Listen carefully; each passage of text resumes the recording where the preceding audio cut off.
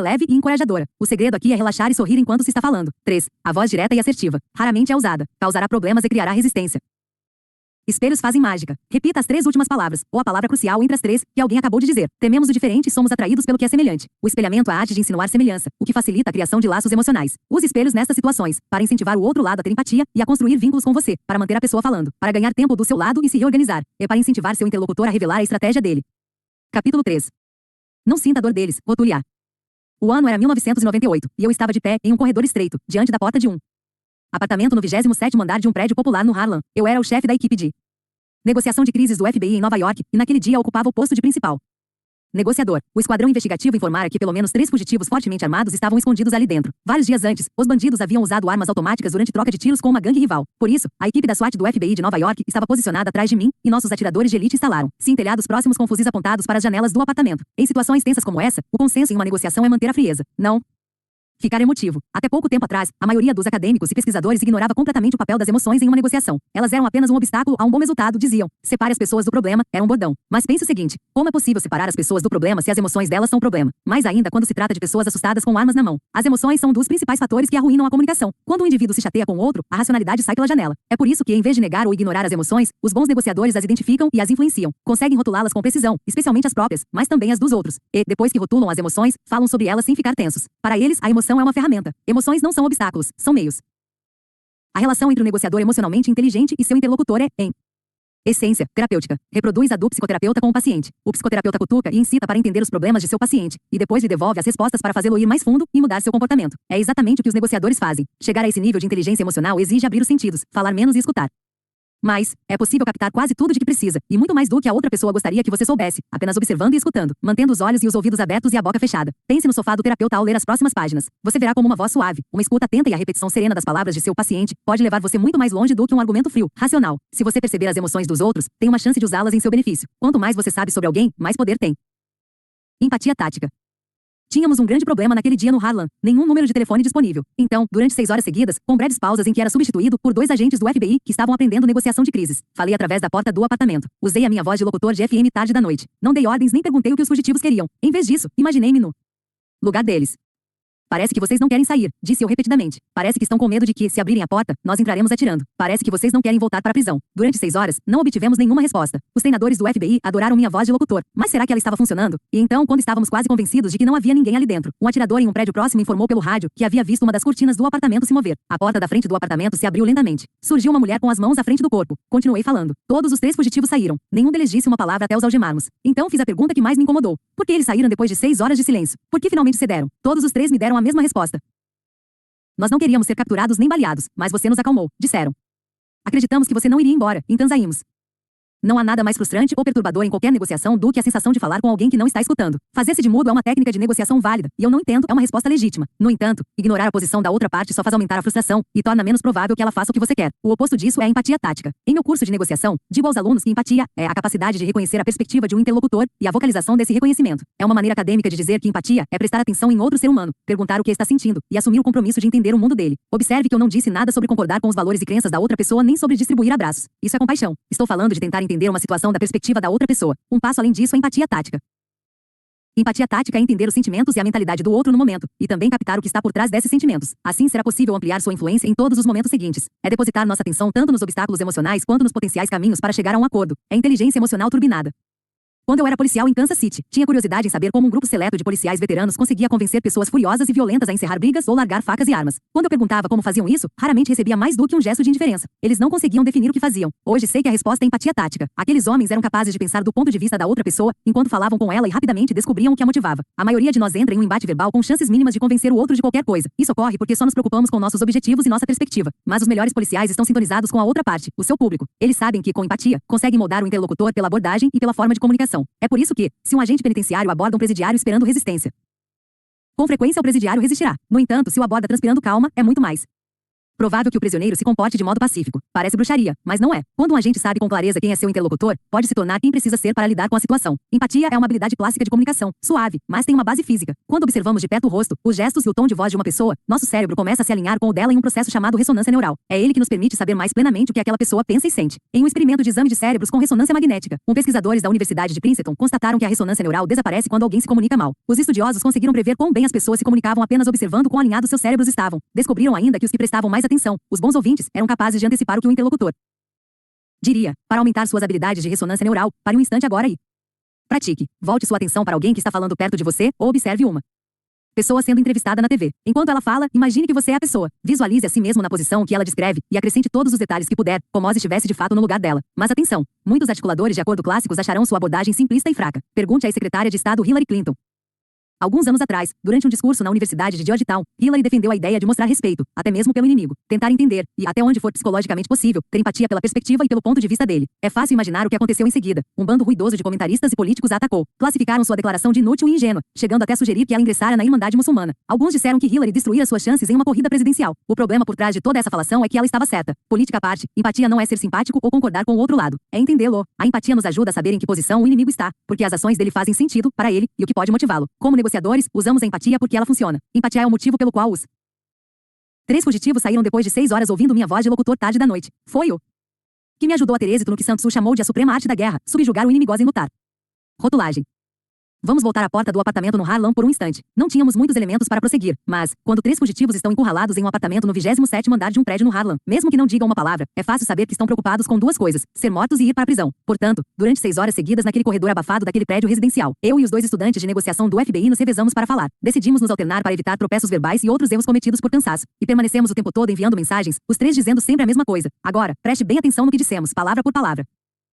Parece que vocês não querem sair. Parece que estão com medo de que, se abrirem a porta, entraremos atirando. Parece que vocês não querem voltar para a prisão. Empregamos a empatia tática, identificando e verbalizando as emoções características daquela situação. Não apenas nos colocamos no lugar dos fugitivos, mas também reconhecemos seus sentimentos. Os transformamos em palavras e então, muito calmamente e de maneira respeitosa, repetimos para eles o que estavam sentindo. Em uma negociação, isso se chama rotulagem. Rotulagem é uma maneira de validar a emoção de alguém reconhecendo que ela existe e dando a ela um nome. Isso mostra que você se identifica com o modo como essa pessoa se sente e promove uma aproximação sem que seja preciso perguntar sobre fatores externos que desconhece. Como está sua família? Pense na rotulagem como um atalho para a intimidade, um acesso emocional para poupar tempo.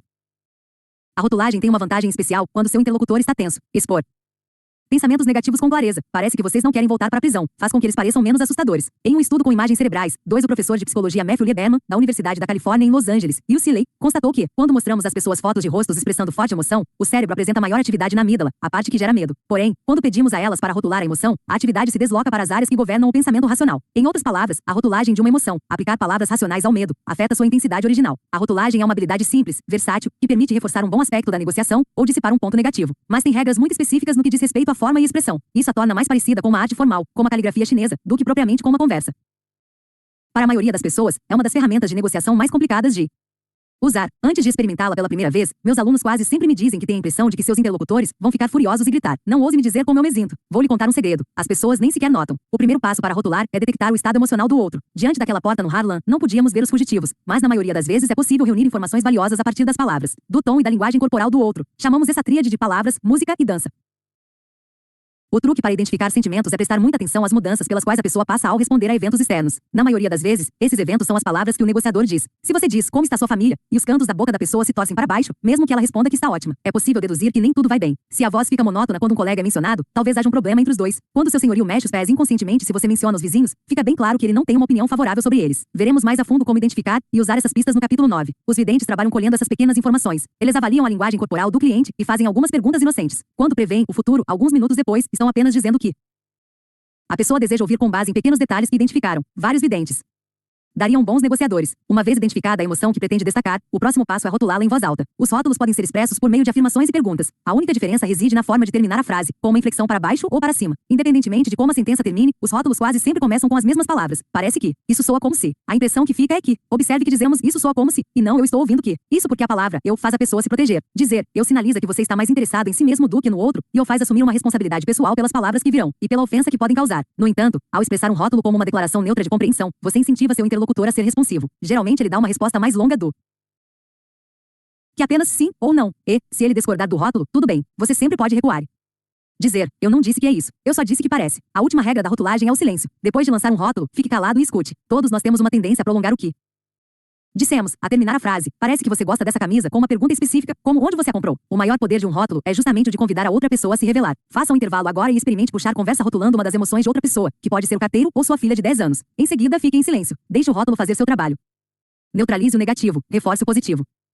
A rotulagem é uma tática, não uma estratégia. Da mesma maneira que uma colher é uma ótima ferramenta para tomar uma sopa, mas não uma receita. O modo como se usa a rotulagem é importante para determinar o seu sucesso. Bem empregada é como nós, negociadores, identificamos então lentamente. Alteramos as vozes internas da consciência do nosso interlocutor para algo mais colaborativo e confiante. Primeiro, falemos um pouco sobre psicologia humana. Em termos básicos, as emoções humanas têm dois níveis. O comportamento presente é a parte acima da superfície, que você pode ver e ouvir. Abaixo fica o sentimento subjacente que motiva o comportamento. Imagine um avô que está mal-humorado em um jantar festivo da família. O comportamento presente é o mau humor, mas a emoção subjacente é uma sensação triste de solidão por sua família nunca ter tempo para vê-lo. Ao criar um rótulo, os bons negociadores se dirigem a essas emoções subjacentes. Rotular. As negativas as dissipa ou neutraliza, em casos extremos. Rotular as positivas as reforça. Voltaremos ao avô mal-humorado logo mais. Primeiro, porém, quero falar um pouco sobre a raiva. Como emoção, a raiva raramente é produtiva, para você ou para a pessoa com quem está negociando. Ela libera hormônios do estresse e substâncias neuroquímicas que atrapalham sua capacidade de avaliar situações de maneira correta e de responder a elas. E ainda o cega para o fato de que você está com raiva, o que lhe traz uma falsa sensação de confiança. Isso não quer dizer que sentimentos negativos devem ser ignorados, o que pode ser igualmente prejudicial. O melhor é cutucá-los para que venham à tona. A rotulagem é uma tática útil para atenuar confrontos em que há raiva, porque faz a pessoa admitir seus sentimentos em vez de continuar a agir por impulso. No começo de minha carreira como negociador de reféns, aprendi como era importante lidar diretamente com a dinâmica negativa, sem temor, mas com deferência. Foi para consertar uma situação que eu mesmo tinha criado. Eu irritar o principal funcionário do FBI no Canadá ao entrar no país sem antes avisá-lo, para que ele pudesse notificar o Departamento de Estado, um procedimento conhecido como liberação do país. Eu sabia que precisava ligar para apaziguá-lo e dar um jeito na situação. Se não o fizesse, corria o risco de ser expulso do país. Os caras de cima gostam de se sentir por cima, não querem ser desrespeitados. Ainda mais quando o escritório que dirigem não é particularmente empolgante. Perdoe-me, padre, porque pequei. Falei quando ele atendeu. Houve uma longa pausa do outro lado da linha. Quem é? Perguntou ele. Perdoe-me, padre, porque pequei. Repeti. Aqui é Cris Voz. Mais uma vez houve um longo silêncio. Seu chefe sabe que você está aqui? Eu disse que sim e cruzei os dedos. Nesse momento, o funcionário do FBI tinha todo o direito de me mandar sair do Canadá imediatamente. Mas, ao mencionar a dinâmica negativa, eu sabia que disse para isso tanto quanto possível. Eu tinha uma chance. Está bem, você está liberado, disse ele por fim. Vou cuidar da papelada. Tente fazer o mesmo da próxima vez que tiver que se desculpar por um erro estúpido. Vá direto ao ponto. O meio mais rápido e mais eficiente de estabelecer uma relação que funcione de imediato é reconhecer o que há de negativo e dissipá-lo. Toda vez que lidava com a família de um refém, eu começava dizendo que sabia que eles estavam assustados. E quando cometo um erro, o que acontece com alguma frequência, sempre valido a raiva da outra pessoa. Descobri que a frase, olhe, eu sou um idiota, é uma maneira incrivelmente eficaz de afastar problemas. Essa abordagem nunca falhou comigo. Vamos voltar ao avô mal-humorado. Ele está rabugento porque nunca vê a família e se sente abandonado. O mau humor é seu jeito disfuncional de obter atenção. Como se conserta isso? Em vez de abordar o comportamento rabugento, reconheça a tristeza dele sem julgá-lo e corte o mal pela raiz. Não temos nos visto muito, você poderia dizer. Parece que você sente que não prestamos muita atenção em você e que só nos vemos uma vez por ano. Então, por que você deveria encontrar tempo para nós? Percebe como assim você reconhece a situação e rótula a tristeza dele? Aqui recomendo uma breve pausa, deixando-o admitir e apreciar sua tentativa de entender como ele se sente. Em seguida, contorne o problema oferecendo uma solução positiva. Para nós é um grande prazer. Queremos ouvir o que você tem a dizer. Queremos valorizar este tempo com você porque nos sentimos distantes da sua vida. Pesquisas mostram que a melhor maneira de lidar com a negatividade é observá-la sem reação ou julgamento. Depois, rotular de maneira consciente cada sentimento negativo e substituí-lo por pensamentos positivos, compassivos e focados em uma solução.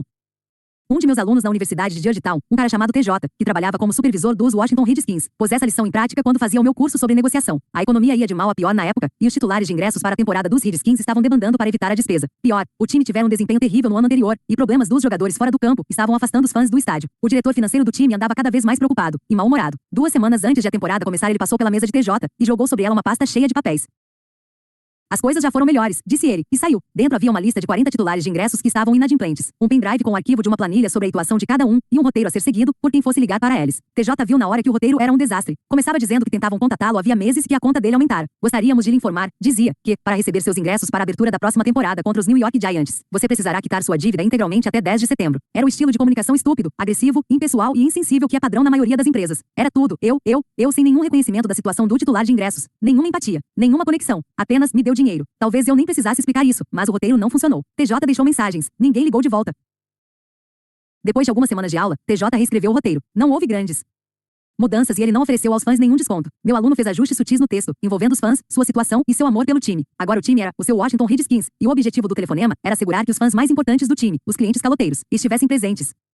Na abertura da temporada. É graças a você que nossos jogadores têm a vantagem de jogar em casa todo domingo. E nós sabemos disso, escreveu TJ. E ele continuava. Nestes tempos difíceis, entendemos que nossos fãs foram duramente atingidos e estamos aqui para trabalhar juntos. Então pedi aos titulares de ingressos que ligassem de volta para discutir sua situação individual. Embora simples, as mudanças que TJ introduziu no roteiro tiveram profunda repercussão emocional entre os titulares de ingressos que estavam inadimplentes. O roteiro mencionava a dívida deles com o time, mas também reconhecia a dívida do time para com eles. Além disso, ao mencionar os tempos econômicos difíceis, o estresse que isso desencadeava, o novo texto anulava a maior dinâmica negativa, a inadimplência, e mostrava que o problema era solucionável. As mudanças tinham por trás uma complexa compreensão de empatia por parte de TJ.